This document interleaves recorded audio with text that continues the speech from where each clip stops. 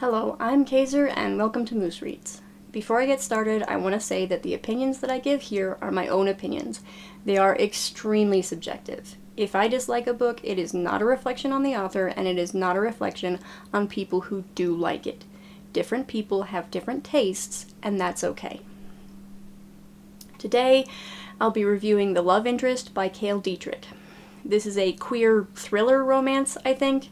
I'm a little iffy on the genre, honestly, but the description says, "There is a secret organization that cultivates teenage spies.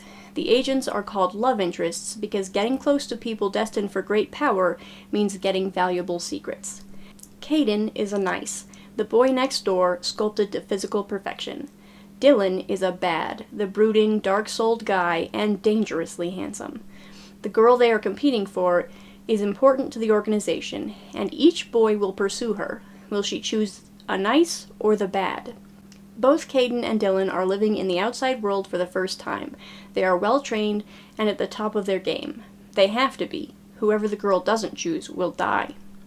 What the boys don't expect are feelings that are outside of their training, feelings that could kill them both."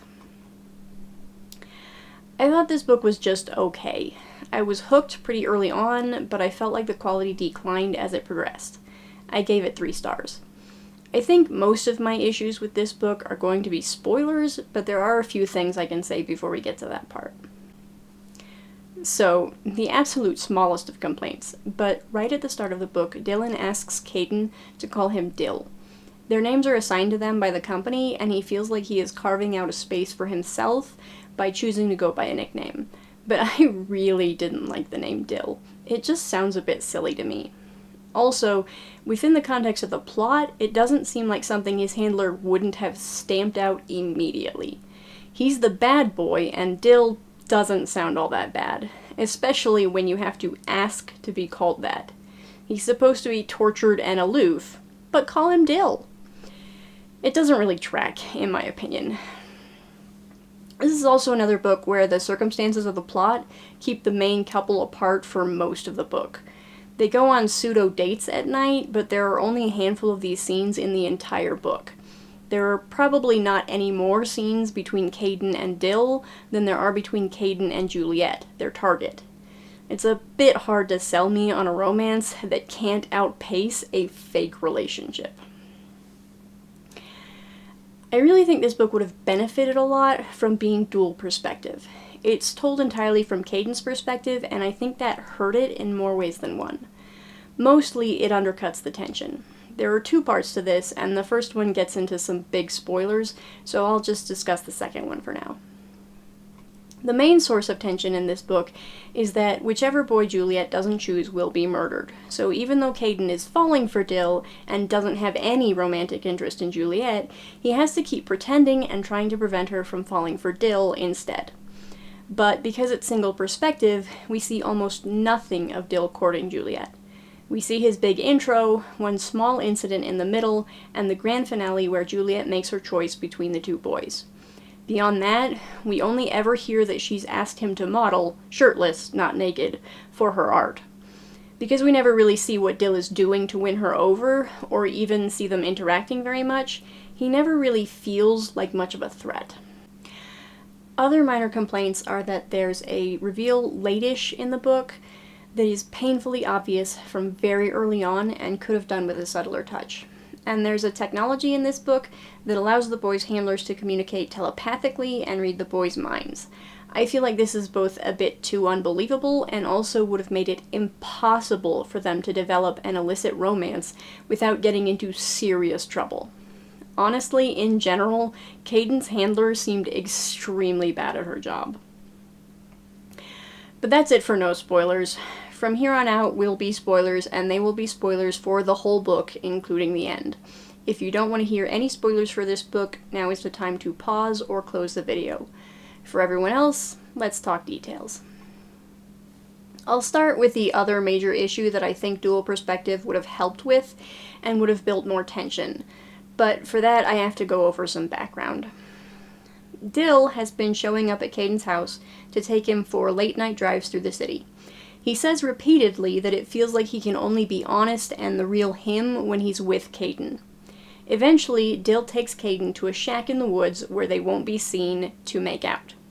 So while the book is entirely from Caden's perspective, we do get the impression that Dill is equally invested in their relationship, possibly even more invested. But once Juliet makes her decision, Caden decides he's not willing to let Dill die, and he's going to rebel. He tells Juliet everything, and the two boys, Juliet and two of their friends, go on the run. At this point, Dill tells Caden, very bluntly, that he was manipulating him to try to get him to back away from Juliet, and that he isn't gay. We spend some time with Caden angsting about this while they're fleeing for their lives and devising a plan to fight the organization, and eventually Dill kisses him again, and it's fine. I'll talk more about this nonsense circle in the plot more in a bit. But I really think if we had had dual perspective, it would have massively upped the tension for this third act twist. It also would have prevented it from being a twist, which I suspect is why it's single perspective. Just imagine, though, that while Caden is going on dates with Dill and slowly coming to terms with the fact that he's attracted to him and in love with him, we also get chapters from Dill's perspective in which he is very frank about not feeling anything for Caden. Of course, we'd also have to be getting hints that he's lying to himself as much as to Caden and Juliet, but if it was done subtly enough, there would have been a real question as to what would happen in the end. I also think it would have helped with my other gripe with this twist, which is that it comes out of nowhere and goes nowhere. We haven't spent any time in Dill's head, so we have no reason to believe he's lying when he declares he's straight. And we don't ever get an explanation as to why he says it, either. He says it, they spend a few days on the road, he changes his mind, they live happily ever after. What was the point?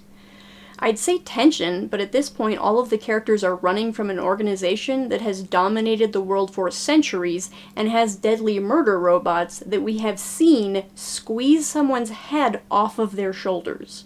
There's enough tension in the rest of the plot that it's hard to feel invested in whether or not the romance is going to turn out okay. This is doubly so because there isn't enough book left for Dill's assertion to carry any weight. Almost as soon as he makes his declaration, he starts showing clear signs that he's full of shit. The other two members of this story are Trevor and Natalie. When I said earlier that there was a painfully obvious reveal, it's that Natalie is also a love interest. The moment Caden meets her, he mentions that she is insanely attractive, and he repeats this sentiment multiple times throughout. He goes so far as to say she is attractive to a degree that doesn't seem real. And her boyfriend is on track to become an Olympic swimmer, so it's not hard to put two and two together. It wasn't a big deal, but like I said, it was very obvious to me as the reader, and I didn't understand why it wasn't just as obvious to Caden. When we get the reveal, he says he suspected it, but there's no indication this is true, including a few sentences before he says this, when he expresses surprise at the realization. I heard about this book from another booktuber, but I can't remember who it was. But one thing they said about it was that it seemed a little unrealistic that these characters were able to overcome this powerful organization when no one else had been able to before this, and honestly, they were right. The justification for this is that Juliet is a genius inventor and she has a couple of gadgets that allow them to easily destroy the killer robots, but it still felt a bit forced. Juliet is hardly the first super genius the organization has encountered. She shows Caden the tools they use to destroy the robots earlier in the book, so they should know about them. It doesn't make a lot of sense that they were completely overpowered, especially since none of these characters come off as particularly smart based on their actions. On the other hand, the organization is demonstrably stupid too, so maybe it works. The whole crux of the gang's plan hinges upon the assertion that the organization has learned to depend on the murder robots, and that if they can get rid of them, the organization will be helpless for long enough to be properly exposed to the public. And they're apparently right. So, we find out that there is one guy who invented the murder robots and drives them remotely. This guy has coded the robot system so that he's the only person who can run it, because he doesn't want the duplicitous murder organization to murder him. So the kids do it instead, because without him, the murder robots can't work. So, the murder robots, run by one man that they've had for a few decades at most, are the linchpin of the entire security system. The big bad organization is powerless without them. I also felt really let down by the end. When Caden is assigned his name, he's told that the organization sent a sort of scout to befriend Juliet when she was young. He was successful and they became best friends. When they needed to pull the kid back for more training, they made up a story about him having to move because his father died. So Caden is playing the part of her long-lost friend, but he's told explicitly that the actual boy was the other guy that nearly got chosen at the beginning of the book. So when they're storming the compound, I thought eventually they would free the other love interests, and Juliet would be reunited with the real Caden, and they would get their own happily ever after. Thus, all 5 of our characters would end up in a happy relationship. But no. For starters, Trev gets randomly killed in an act of panicked stupidity, so he and Natalie don't get a happy ending. And the real Caden, to the extent that any of these people can be called real, is never mentioned again. Our Caden doesn't even think to tell Juliet that he's still alive. It might just be me, but I didn't like that. On that note, I forgot about another moment where I felt Dietrich really didn't think things through. On their first date, Juliet brings up their last day together. Caden charges into this conversation without a single thought, and his handler warns him that he's headed for danger. Juliet asks what he pictures when he thinks about that day, but he's saved from answering by the timely introduction of Dill.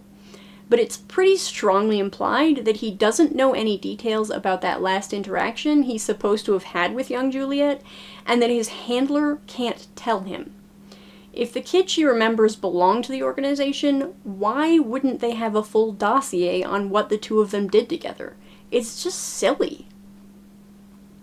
Last, fairly minor nitpick, the epilogue takes place a year later. Caden and Dill have been living together and are happy. Earlier in the book, Dill said if he had a choice, he would want to be a paramedic. So now that they've been free for a year, he's been working toward that goal, and Caden mentions that he has an internship at a hospital. I'm pretty sure this doesn't track. First off, he doesn't have a high school diploma or equivalency. Technically, he doesn't have any proper schooling at all, but I'll assume that since the organization enrolled him in high school, that they forged the documentation and he's able to use that despite the organization being revealed. I don't know exactly what paramedic training looks like, but I sort of doubt it involves an internship with a hospital in the first year. I'm not entirely sure it would involve an internship at a hospital, period. I think Caden was also doing something that seemed like it would take more time, but I can't remember what his post-love interest life was at all, so I can't say for sure. All in all, I found the ending very dissatisfying.